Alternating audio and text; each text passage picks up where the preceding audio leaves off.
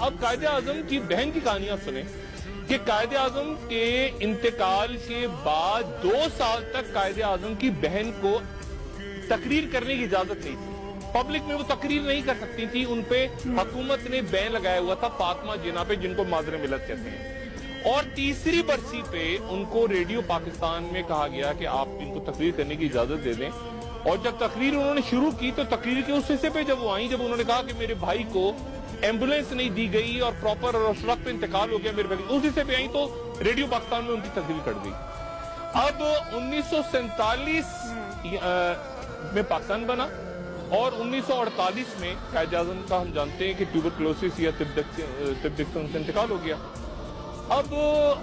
اس سے لے کے اس وقت سے 1948 سے لے کے 1965 تک محترمہ فاطمہ جناح گمنامی کی زندگی گزارتی رہی اپنے، اور یہ ان کے انتقال، جس دن ان کا انتقال ہوا، یہ اس دن کا جنگ اخبار ہم اپنے ٹی وی پہ ناظرین کو دکھا رہے ہیں، اور اس دن ہنگامے بھی پھوٹ پڑے اور آگ لگا دی لوگوں نے اور لاکھوں لوگ تھے، اور یہ اس دن کے اخبارات کی میں فوٹیج آپ کو دکھا رہا ہوں جس دن فاطمہ جناح کا انتقال ہوا۔ اور ان کا انتقال اس طرح سے ہوا کہ رات کے وقت اچانک اعلان کیا گیا کہ فاطمہ جناح کو دل کا دورہ پڑا ہے اور وہ انتقال کر گئی ہیں، اور جتنے بھی لوگ اس وقت موجود تھے، سیاستدان تھے، باقی لوگ تھے، انہوں نے الزام لگایا کہ فاطمہ جناح کا انتقال جو ہے وہ نہیں ہوا طبعی طور پہ، بلکہ انہیں قتل کیا گیا ہے۔ یہ الزام لگایا گیا کہ انہیں قتل کر دیا گیا، اور یہ پھر جنگ اخبار میں آپ کو دکھا رہا ہوں 1972 کا جنگ اخبار، جس میں